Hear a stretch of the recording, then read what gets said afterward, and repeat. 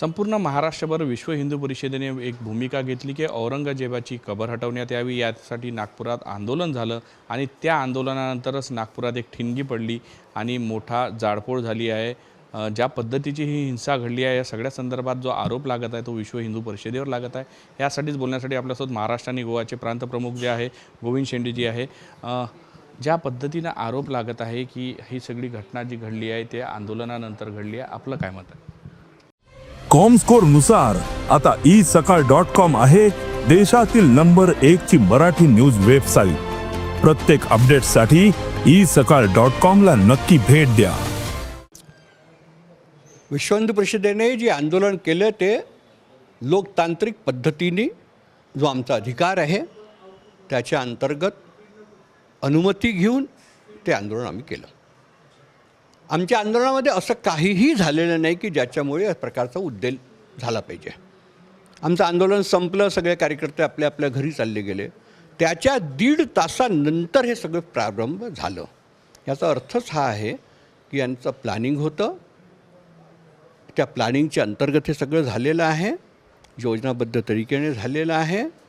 काहीतरी घडवायचं हे यांनी योजना करून ठेवली होती, कारण आमचा हा कार्यक्रम होणार आहे आधीपासून घोषित कार्यक्रम होता आमचा, म्हणून त्याला टार्गेट करून आणि यांनी हे सगळं घडवलेलं आहे। पण हे यांचं सुनियोजित षडयंत्र होतं। कुठेतरी हिरव्या चादरीपासून हा वाद उभावला आहे। ज्या पद्धतीची ते कबर तयार करण्यात आली होती, जाळण्यात आली होती, त्यामध्ये आयात होते असा उल्लेख करण्यात आला आहे। मात्र तुमचा आरोप जो आहे तो खोटं बोलतात हे खोटं बोलतात आहे। त्याच्यावर ते हिरवा कपडा होता हे नक्की आहे, बिलकुल आहे। हा सगळा तुम्ही लोकांना पण बघितलेला, सगळ्या चॅनलनी बघितलेला आहे, तुम्ही त्याला शूटसुद्धा केलेलं आहे।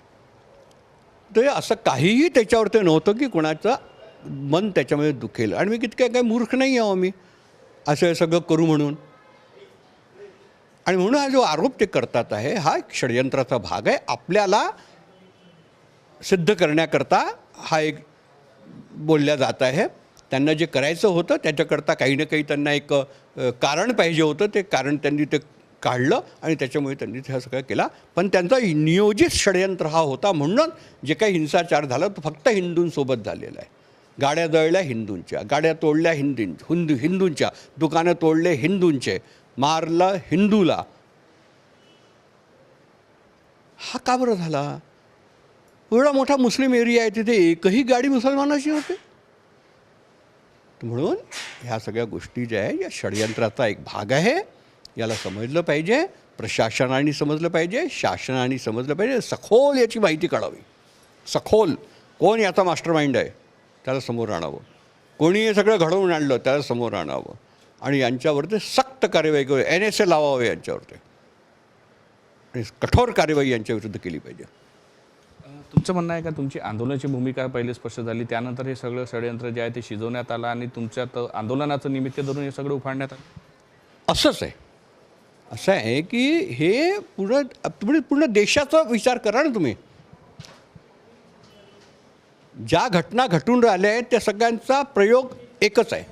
संबल असो, मऊ असो की नागपूर असो, प्रकार सगळ्यांचा एक आहे। याचा अर्थच आहे की षडयंत्र आहे। तुमच्या आंदोलनानंतर तुमच्यावर सुद्धा गुन्हे दाखल व्हावे अशा पद्धतीची भूमिका घेण्यात आली।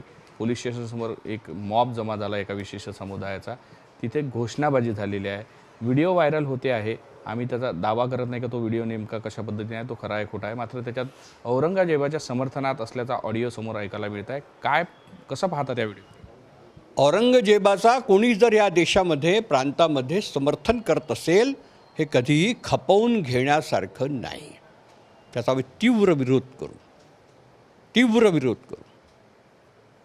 आणि हीच मानसिकता आहे भारताच्या विरोधात काम करण्याची आणि म्हणूनच हे सगळं घडलेलं आहे। औरंगजेब आमचा बाप आहे असं म्हणणारे जर या धर्तीवरती आहेत, मग याला शिवाजी महाराजांचा महाराष्ट्र म्हणावा का? प्रश्न आहे। कुठेतरी MDP पार्टीचा तो शहर अध्यक्ष असल्याची माहिती समोर येत आहे। 51 जणांवर गुन्हे दाखल झाले आहे। एवढंच नाही तर महिला पोलिसाचा विवस्त करण्याचा प्रयत्न झाला, विनयभंग झाला, गुन्हा दाखल झाला, एका अधिकाऱ्यावर कुऱ्हाड चालवली, 35 ते 34 पोलीस अधिकारी जखमी झाले। लोकतंत्रामध्ये आंदोलन करण्याचा सगळ्यांना अधिकार आहे, पण कानून व्यवस्था सांभाळणं हे पोलिसांचं काम आहे. म्हणून पोलिसावरती हात उचलणं याचा अर्थ आहे की कानून व्यवस्थेला अमान्य करणं आहे. अमान्य करणं. एका पोलीस अधिकाऱ्यावर कुऱ्हाडीने तुम्ही वार करता याचा अर्थ काय आहे?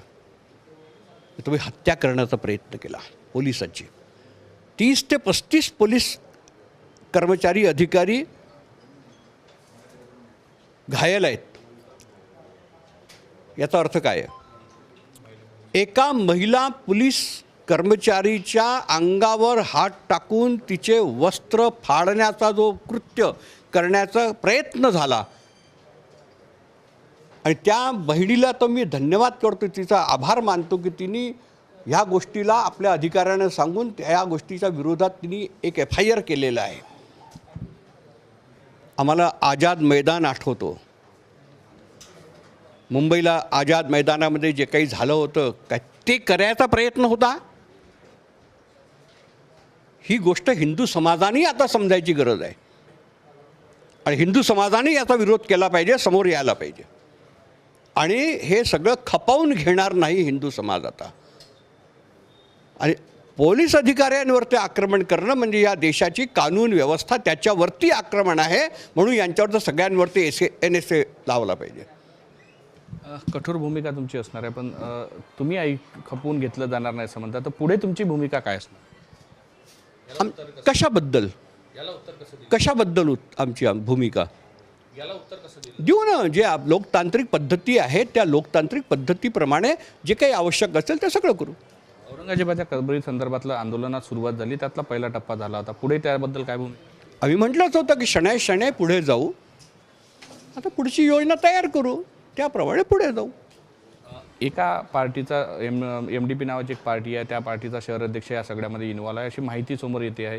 पोलिसांनी त्यावर गुन्हासुद्धा दाखल केलेला आहे. तुम्हाला काय वाटते, यामध्ये जो नाव येत आहे समोर किंवा जी पार्टी येत आहे तो त्यांनी हे घडवून आणलं असेल, त्याचा हा मास्टर माइंड असेल का? नाही, मला आता ते पार्टीचं नावही काही माहीत नाही आणि तो कोण व्यक्ती आहे मी त्याला काही ओळखतही नाही. आणि पोलिसांनी त्याच्यावरती गुन्हा दाखल केला असं तुम्ही सांगताच आहे. तो पोलिसांनी सखोल माहिती त्याची काढावी आणि त्यांनी जर हे सगळं घडवून आणलं आहे तर त्याच्यावरती विरुद्ध कठोर कार्यवाही त्याच्यावरती करावी, त्याच्यावरती NSA लावावा. तुमच्यावर जो आरोप होता तुम्ही फेटाळता? आमच्यावर कशाचा आरोप? नाही, आम्ही काहीच नाही केलेलं आहे. आमच्यावर जो खोटा आरोप आहे हा खोटा आरोप आहे, हे मनगढंत आहे. आपल्या कृत्यांना वाचवण्याचा आणि आपल्या कृत्याला योग्य ठरवण्याचा हा प्रकार आहे. तर काय तुम्हाला विरोधच करायचा होता तर लोकतांत्रिक पद्धतीने करते, जाळपोळ करायची काय करत होते? हे तुम्ही लोकतांत्रिक पद्धतीच्या बाहेर जाऊन सगळं कानून व्यवस्था ध्वस्त करण्याचं काम केलेलं आहे.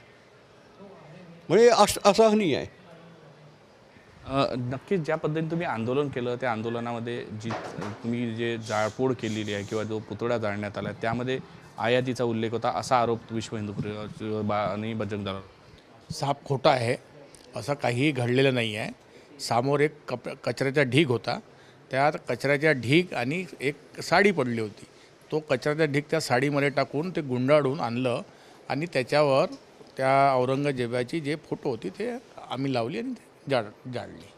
बाकी त्यानंतर आम्ही काही केलेलं नाही, कोणाच्या भावना दुखवलेल्या नाही आहे. आणि हा मात्र अफवा आहे, त्या अफवेला ते बळी पडले आणि त्यांनी हा हिंसाचार केलेला आहे. कोण लोक होते? काही लोकांचं म्हणणं आहे का ते स्थानिक नव्हते, आजूबाजूचे नव्हते? नाही, स्थानिक लोकच होते आणि त्याच्यासोबत रोहिंग्या आणि बांगलादेशी पण होते. त्या गल्ल्या कोणाला माहीत आहे, तिथल्या हिंदूंच्या घरं कोणाला माहीत आहे, तिथल्या स्थानिक लोकांनाच माहीत आहे. त्यांनी पूर्वनियोजित केलं, आपल्या सगळ्या गाड्या हटवल्या. नाही तर तुम्ही 365 दिवस बघता दोन्हीकडून त्यांच्या पूर्ण गाड्या राहतात. तिथे त्यांनी ते जुना गाड्या विकायचा मोठा धंदा निर्माण केलेला आहे. तो श्याम टाकीजपासून तर इकडे शिवाजी महाराजांच्या पुतळ्यापर्यंत. आणि त्या दिवशी नेमक्या त्या गाड्या तिथून त्यांनी 4 घंट्यामध्ये पूर्ण गायब केल्या. 2 ट्राल्या दगड आलेली आहे, पेट्रोल बॉम्ब आलेला आहे. आणि ते श्याम टाकीची जे मस्जिद आहे ते डेन्मार्कच्या घटनेमध्ये पण ते श्याम टाकीची मस्जिद नेमकी तिथूनच हे सर्व घडलेलं आहे. त्याच्या पहिले पण जे कार्टून काढलं होतं तेव्हा पण त्याच मस्जिदीमधून 500-600 मुसलमान रस्त्यावर उतरले, हातात काठी लाटे घेऊन आणि हिंदूंचे घरं तोडफोड करत निघाले होते. आणि त्या दिवशी पण तेच झालं, तिथूनही 500-600 मुसलमान रस्त्यावर निघाले आणि त्यांनी ते तोडत फोडत सर्व निघाले. त्यांच्यासोबत रोहिंग्या बांगलादेशी होते, आमचा आरोपच आहे. तुमचं म्हणणं आहे की यात तुमचं कुठलाही दोष नव्हता, कुठलाही तुमच्याकडून असा प्रकार घडला नाही, कोणाच्या भावना दुखावल्या? बिलकुल कोणाची भावना दुखावलेली नाही आहे. आम्ही सगळ्या धर्माचा आदर करतो, पण कोणी आमच्या धर्माचा जर अनादर करतो आम्ही पण ते सहन करणार नाही. आमच्या गायी कापल्या जाते, आमच्या मंदिराला तोडल्या जातं. त्या दिवशी पण रात्री त्यांनी हनुमान मंदिराला लाथा मारल्या, ते आम्ही सहन करावं. आणि यांचं थोडंसं काही झालं, जे झालंच नाही आहे त्याची अफवा करून त्यांना एवढा मोठा हिंसाचार करावा, हे आम्ही खपून घेणार नाही आहे. हिंसाचार खपून घेतला नाही. राष्ट्रीय स्वयंसेवक संघाने सुद्धा पत्रकार परिषदेत म्हटलं की आम्ही कुठल्याही हिंसेचं समर्थन करत नाही. बरोबर आहे ना. अरे बाई, हिंदू समाज कोणत्याही हिंसेचं समर्थन करत नाही, करतच नाही. आणि आजचं नाही, आम्ही लाखो वर्षापासनं आम्ही म्हणतो सर्वे भवन्तु सुखिना, सर्वांच्या सुखाची कामना करणारा हा हिंदू समाज असल्या कोणताही घटना करूच शकत नाही. त्याच्या DNA मध्येच नाही आहे या सगळ्या गोष्टी.